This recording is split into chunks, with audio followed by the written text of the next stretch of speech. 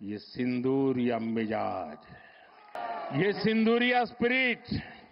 दोस्तों, 6 मई को 6 मई की रात ऑपरेशन सिंदूर सैन्य बल से प्रारंभ हुआ था।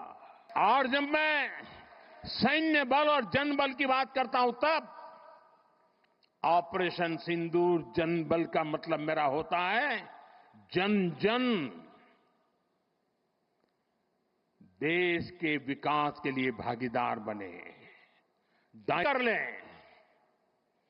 कि 2047 जब भारत की आजादी के 100 साल होंगे, विकसित भारत बनाने के लिए तत्काल भारत की इकोनॉमी को 4 नंबर से 3 नंबर पर ले जाने के लिए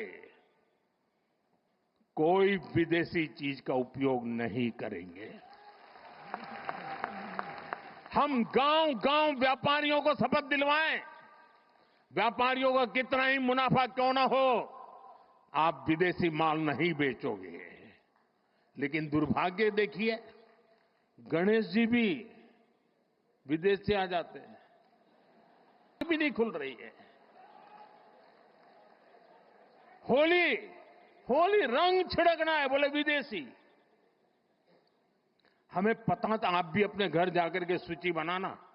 सचमुच में ऑपरेशन सिंदूर के लिए एक नागरिक के नाते मुझे एक काम करना है।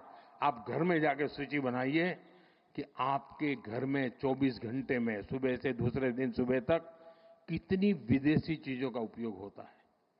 आप हेयर पिन भी विदेशी उपयोग कर लेते हैं, कंघा भी विदेशी होता है, दांत में लगाने वाली जो पिन होती है वो भी विदेशी घुस गई है, हमें मालूम तक नहीं है,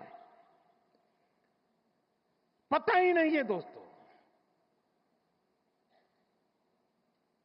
देश को अगर बचाना है, देश को बनाना है, देश को बढ़ाना है, तो ऑपरेशन सिंदूर ये सिर्फ सैनिकों के जिम्मे नहीं है। ऑपरेशन सिंदूर 140 करोड़ नागरिकों के जिम्मे।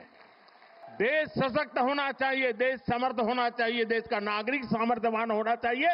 और इसके लिए हमने vocal for local, one district one product, जो आपके पास है फेंक देने के लिए मैं नहीं कह रहा हूं, लेकिन आप नया नहीं लेंगे। और शायद 1-2% चीजें ऐसी हैं जो शायद आपको बाहर के लेनी पड़े, जो हमारे यहां उपलब्ध ना हो। बाकी आज हिंदुस्तान, पहले विदेश से कोई आता था तो लोग लिस्ट भेजते थे, ये ले आना, ये ले आना।